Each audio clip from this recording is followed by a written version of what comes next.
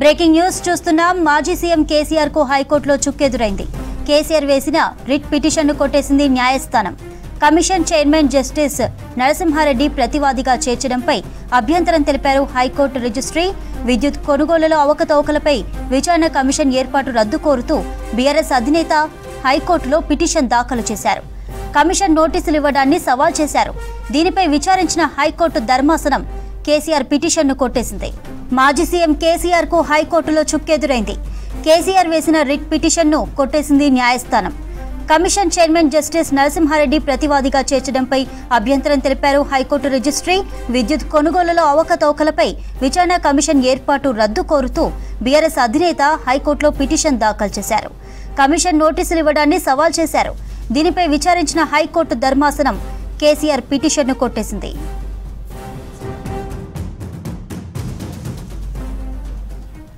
మరిన్ని అప్డేట్స్ సదానందం అందిస్తారు. సదా, డీటెయిల్స్ ఏంటి? ఎస్ చంద్రిక, మాజీ సీఎం కేసీఆర్కి హైకోర్టులో చుక్కెదురైంది. గత బీఆర్ఎస్ ప్రభుత్వ హయాంలో విద్యుత్ కొనుగోలు అలాగే పవర్ ప్రాజెక్టుల నిర్మాణాల్లో అవకతవకలు అక్రమాలు జరిగాయంటూ ఇప్పటి ప్రభుత్వం కాంగ్రెస్ ప్రభుత్వం ఒక జ్యుడిషియరీ కమిషన్ ఏర్పాటు చేసింది. దీనిపైన జ్యుడిషియరీ కమిషన్ ఎంక్వైరీ స్టార్ట్ చేస్తూ వస్తుంది. సో ఇది మార్చి 14th రోజు ఏర్పాటు చేసింది. ఆ తర్వాత కొంతమంది విద్యుత్ అధికారులను విచారించింది. అలాగే సీఎం కేసీఆర్ కూడా నోటీసులు ఇచ్చింది. సో ఈ జ్యుడిషియరీ కమిషన్ ఏర్పాటే పూర్తిగా రాజ్యాంగ విరుద్ధం, న్యాయ సూత్రాలకు విరుద్ధం. ఈ జ్యుడిషియరీ కమిషన్ను ఏర్పాటును సవాల్ చేస్తూ ఈ జ్యుడిషియరీ కమిషన్ను రద్దు చేయాలంటూ కూడా హైకోర్టులో కేసీఆర్ పిటిషన్ వేశారు. సో ఈ పిటిషన్ పైన లాస్ట్ వీక్ గురువారం, శుక్రవారం 2 రోజుల పాటు విచారణ జరిగింది. అటు గురువారం రోజు ఇటు పిటిషనర్ తరపు న్యాయవాది ఈ రాజ్యాంగానికి వ్యతిరేకంగా ఈ కమిషన్ ఏర్పాటు చేసింది ప్రభుత్వం, కేవలం పొలిటికల్ ఎజెండాను ముందుంచుకొని ఈ యొక్క జ్యుడిషియరీ కమిషన్ను ఏర్పాటు చేసి మాజీ సీఎం కేసీఆర్ను టార్గెట్ చేస్తూ వాళ్ళంతా ఈ ఎంక్వైరీ చేస్తున్నారంటూ కూడా అతను హైకోర్టుకు తెలిపారు.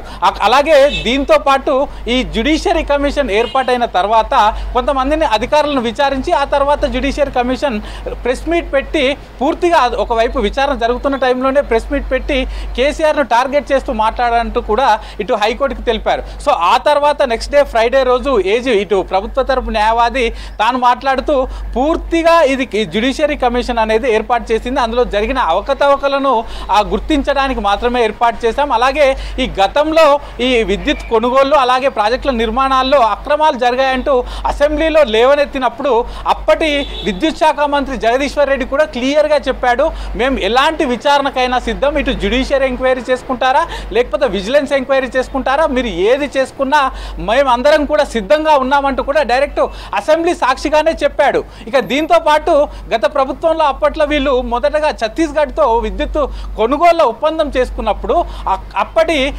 ఛత్తీస్గఢ్ జెన్కోలతోటి ఈ పవర్ జనరేటింగ్ కంపెనీస్తో కాకుండా డిస్కమ్లతోటి డిస్ట్రిబ్యూషన్ కంపెనీలతోటి వీళ్ళు కొనుగోలు ఒప్పందం చేసుకోవడం వల్ల పీపీఏ పవర్ పర్చేస్ అగ్రిమెంట్స్ చేసుకోవడం వల్ల రాష్ట్ర ఖజానాకి చాలా వరకు గండిపడింది, ఎక్కువ నష్టాలు వచ్చినాయి. ఇదే కాకుండా ఇటు భద్రాద్రితో పాటు యాదాద్రి పవర్ ప్లాంట్ల నిర్మాణాల్లో కూడా చాలా వరకు అవకతవకలు జరిగాయి. ఇటు యాదాద్రి పవర్ ప్లాంట్ వచ్చేసి 2017లో కంప్లీట్ చేస్తామని చెప్పారు, 2015లోనే స్టార్ట్ చేశారు.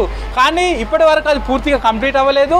ఎందుకు కంప్లీట్ అవ్వలేదని అడిగినప్పుడు కరోనా సాకు చెప్తున్నారు. అసలు కరోనా వచ్చిందే 2020లో, అది 2017లోనే కంప్లీట్ చేస్తామన్నారు. కానీ దాన్ని కంప్లీట్ చేయకుండా దాన్ని ప్రాజెక్టు వ్యయం పెంచుకుంటూ వెళ్ళారని కూడా ఇటు కోర్టుకు తెలిపారు అడ్వకేట్ జనరల్. ఇక ఇదే కాకుండా ఇటు భద్రాద్రి పవర్ ప్రాజెక్టు కూడా అటు సూపర్ క్రిటికల్ మేనేజ్మెంట్ మోడ్ తోటి చేయకుండా సబ్ క్రిటికల్ మేనేజ్మెంట్ మోడ్ తోటి చేయడం వల్ల దాని ప్రాజెక్టు నిర్మాణం చేయడం వల్ల చాలా వరకు ప్రాజెక్టు వ్యయం పెరుగుకుంటూ పోయింది. దీంతో పాటు ఇటు ఓల్డ్ సిస్టమ్ తోటి ఓల్డ్ మోడ్తో చేయడం వల్ల అందులో ఉన్న ప్రాజెక్టు కూడా ఇప్పటి వరకు రిపేర్లు వస్తున్నాయి. అది పూర్తిగా కంప్లీట్ అవ్వకముందుకే మొదటి స్టేజ్లో తయారు చేసిన అన్నీ కూడా పూర్తిగా రిపేర్కు వస్తున్నాయంటూ కూడా ఇవన్నీ కూడా చాలా వరకు అక్రమాలు జరిగాయి. కాబట్టి దీనిపైన విచారణ చేయాల్సిన అవసరం ఉంది. ఇది పూర్తిగా జ్యుడిషియరీ కమిషన్ ఏర్పాటు చేసింది. ఇది ప్రభుత్వానికి సంబంధించిన ఏ పోలీస్ వాళ్ళు కానీ లేకపోతే విజిలెన్స్ కమిషన్ కానీ చేయట్లేదు.